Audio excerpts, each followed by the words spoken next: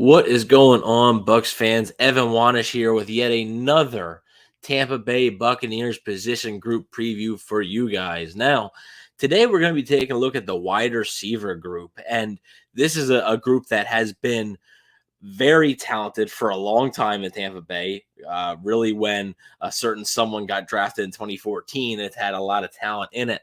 So we're going to be taking a look at that as well as what is behind these guys, and I think that's the interesting part of this room. As you're going to see when we read off the list, there's a lot of guys here who are going to be battling for the fourth, fifth wide receiver spot. Depth is important. We've seen it, especially with the Bucs wide receivers the past few years. Depth has really hurt this team, and they need to have good. They have to have good depth here. So it has to happen. It's really hurt them in the past. Tom Brady, for all the faults of the offense and Tom Brady struggling last year, there was times where Tom Brady had no one to throw to.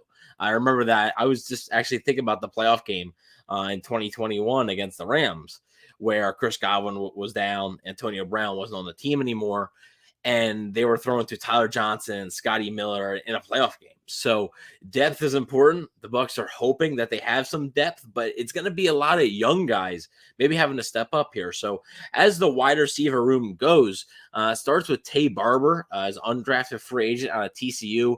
Obviously, you got Mike Evans, you got Russell Gage, you got Chris Godwin. You also have Kalen Geiger, who got some playing time, and then Raheem Jarrett, who's an undrafted free agent out of Maryland. A lot of people are excited about him. Ryan Miller is another undrafted free agent, as well as David Moore. Now, the interesting thing about David Moore is he's actually a veteran.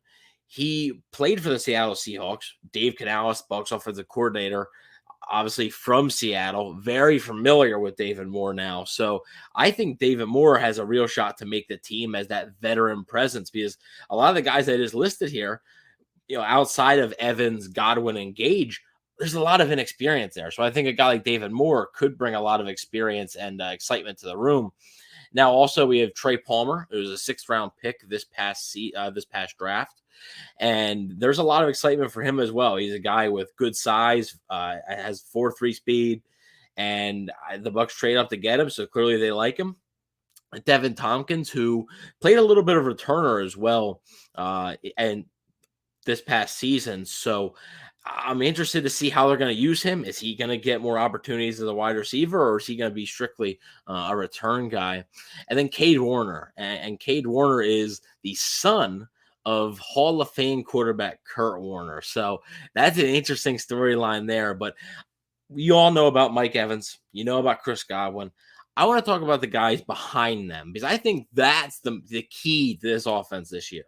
We know that they're going to bring their A game. We know what they can bring to the table, but what can those guys behind them do? And really, what can a guy like Russell Gage do? And that's who I'm going to start with right here.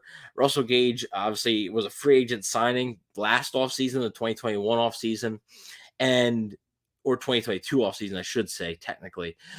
And he signed a 3-year, $30 million deal with Tampa Bay. And there were some expectations. I mean, he was going to come in and be their third wide receiver, but you're paying a lot of money to a third wide receiver there. So you're hoping he can produce. Unfortunately for Gage, his year was riddled by injuries. And when he was on the field, he was really hot and cold, struggled with drops at times, played in 13 games for 426 receiving yards, as well as 5 receiving touchdowns. So not bad on the receiving touchdown mark, but you would like to see a little bit more than a little over 400 yards from a guy you're paying close to $10 million a year. So I think Gage is a guy who hopefully he can stay healthy. And as we saw last year, that was a big if, because it seemed like as soon as he got back on the field, there was something that popped up and it kept him from really going. And Gage is a guy I think they're really going to have to rely on, because while Mike Evans is great, Chris Godwin is great, they can't do it all. Like they can't do it all. So I think Russell Gage is a guy that is going to have to step up in, the absence of a Scotty Miller. I know Scotty Miller wasn't the greatest player, but hey, that was depth. And obviously, they really haven't found that third wide receiver since Antonio Brown left the team. And Russell Gage still trying to fill that void. hopefully he can, because it could be critical for the offense. Now, when you're talking about guys like Kalen Geiger and Devin Tompkins, I kind of group them in like the same, because they were on the team last year. They've been on the team for a little bit, and they've had productive preseasons. They just haven't gotten many opportunities to play receiver in the regular season. Obviously, like I said, Devin Tompkins, towards the end of last year, after Jalen Darden was cut, he had gotten some so a little bit of opportunities to have kickoff duties, punt return duties. The Bucs have been trying to find an answer there. Maybe Devin Tompkins can carve out himself a role there. I think in this wide receiver room, you're going to have to do more than one thing special. So that really helps Devin Tompkins' case, that he can perform on special teams and be a good special teams player for them. Now, I also want to talk about David Moore a little bit more, no pun intended, but because he's a veteran, and he's been pretty productive in the NFL for a depth wide receiver. His first year in Seattle playing, he had 26 catches for 445 yards and 5 touchdowns. That's a really good year. He followed that up with a 17 catch, 301 yard campaign with 2 receiving touchdowns. Then also his final year in Seattle had 35 catches for 417 yards and 6 touchdowns. That's a pretty productive wide receiver there. So I think if David Moore is able to come in and just be a solid fourth wide receiver for this team, why not?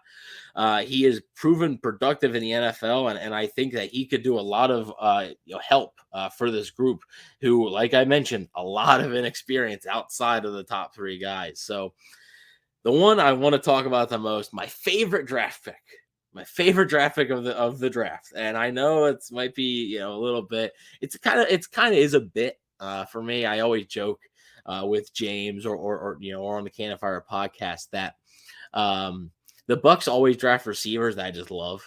It's just guys that like pre-draft I just really love, and Trey Palmer was one of those guys, and they picked him, and I'm very excited to see what he can do.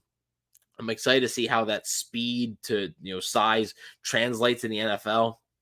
His route running needs some work. I think that's one of the reasons he went in the 6th round. We have to remind ourselves that he is a 6th round pick. He's not like he's a 2nd round pick, and he was in the 6th round for a reason. That's basically what I'll say. But I'm really excited about Trey Palmer and his development here. Could he be a guy to just round out that room and fill out more depth? That's very important, I think. And I'm very excited to see what he can do. When the pads come on and the Baker Mayfield and Kyle Trask are throwing to him. So I'm very excited to see Trey Palmer's rookie campaign here. Now, also want to talk about Cade Warner, because he has actually called himself one of the smartest players in this past year's draft class. He really prides himself on that, and he's 6'1", 201. So it's a solid frame. It's not like he's some skinny, he's like a little slot guy. No, he can line up a little bit on the outside as well. So I think there's a lot of guys here who are going to be given a legit shot to win jobs on this wide receiver room. You talk about Raheem Jarrett from Maryland, 6 foot, 190 pounds. There's a lot of buzz out of him when he signed as an undrafted free agent as well. So very excited about that. What do you think about the Buccaneers wide receiver room? Do you think they need to add anybody else? I personally don't think so. I personally think what they have right now is a mix of proven talent and potential. So I think it's a right mix there. But do you think that? Please let us know in the comment section. Please don't forget to like, share, and subscribe, and talk soon.